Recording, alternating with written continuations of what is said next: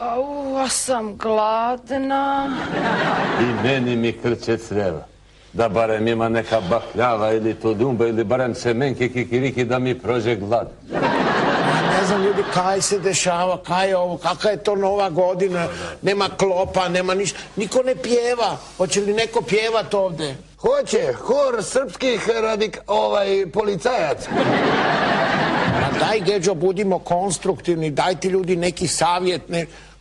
Gospođa Paloma, Salfeta, kak se Paloma može, da vas pitam, vi ste tamo radili u onu skupštinu saveznu, vi znate, vi ste ozbiljna jedna žena, kak se radi u ovakvoj situaciji? Vi policajci ste stvarno jedna velika gologuzija. Nemate šta ni da nabodete, gledaj, ni čačkalice nemate, a ne meso na čačkalice da nabodete. Pa nema. Sram da vam uđe, nikada vam ne izađe. A kak se snalaze oni političari tamo u skupštinu? Političari su bili još veća gologuzija. Velika gologuzija, sve dok nisu stavili dupeta u fotelje. Kad su se namestili u fotelje, sad samo obrnu 2 telefona i završu stvar. Ali vidiš? Pa čekajte, pa koja 2 telefona? Šta da uradimo? Ama obrnite telefon od onoga Kebinog drugara, onoga Dinkića.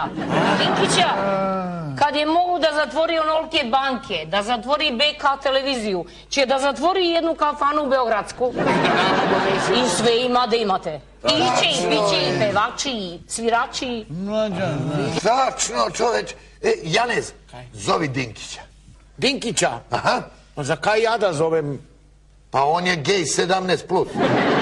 Što ti ne zoveš Voju? Kog Voju? Pa onog Šešelja. Ma jesi lud, bre, Šešelj je u roamingu, skup razgovor. Ali dobro si, zvaću Voju Koštunicu. Ajde. Čekaj. 06x, dobro. Zvoni. Ajde. Alo. Gde si, Koštunice? Dobro, ja se izvinjam. Dobro večer, gospodine. Jeste. Premijer. Geđo ovde. Je, gospodine premijeru, dobro. Znate šta, imamo veliki problem. Čekamo Novu godinu, nemamo jelo, nemamo muziku, nemamo ništa. Jeste. Ali zna da je Nova godina. Koga? Zna da je Nova godina. Nova godina, bre, čoveč. Znam. Nije valjda. Nisu vas obavestili da je Nova godina već. Jesu čukele, stvarno. Ništa onda, doviđenja. Nastavite da spavate prije. Jebot, probudio sam. Sam mislim, nisu ga obavestili da je Nova godina. Kakvi su to saradnici? Meni mi to ne čudi uopšte. Pa nemaju pojma. Pa normalno da te ne čudi kad si čudovište. Ćuti, bre, zovem Tadića. 06x, dobro. Kad se javi sad, halo! Dobro večer. Geđa ovde, jeste, poznali ste mi Viku. Kako ste, gospodine predsjedniče? Ste dobro? Slušajte, imamo veliki problem. Nisam ozbiljno. Pa nisam, nemojte me terati, ja se kunem u majku, ja se u majku nikad ne kunem, keve mi. Stvarno, nisam zvao Koštunicu ozbiljno. Ja uvek prvo vas nazovem kad imam problem. Jeste. Pa daj njega da zovem, on spava sad. Pa tako, 100%. Kažite vi meni ovako, mi slavimo Novu godinu u policiji, znate, nemamo muziku. Nemamo jelo i piće, ali dobro, nije važno. Ali nemamo muziku, ne možemo veselimo, pa da nam vi... Šta? Policija nije vaša nadležnost. Da. Pa šta je sad? Šta, da sam zvao vojsku, bilo bi drugačije. Mislim da smo vojska. Pa dobro. Ništa onda, dobro, izvinite, nek vam je srećna nova, da. Dobro. Ajde, doviđenja. Nemojte da trošite više, iako sam vas ja zvao. Doviđenja. Nije mu nadležnost, kaže, zamisli. Pa što ne zoveš onoga što pravi one puteve sa pune rupa, kako zove tako? Koga? Velju? Sad ću odmah da ga zovem. A, B, V, G, D, Đ, Č, Čačak. A jel zvoni? Zvoni. Zvoni. Jel digo? Nije. Pa njemu se nikad ni ne diže. Digo je. Dobro večer, gospod Veljo. Hoće neko da vas čuje. Hrki, drži. Halo, Bog? Halo? Šta kaže? Nikaj nisam razumio, nekaj priča, razumio sam samo ono materinu. Pa taj Velji Ilić, pa znate li vi kako se kaže kad on šuti 30 minuta? Kako? Pola ure kulture.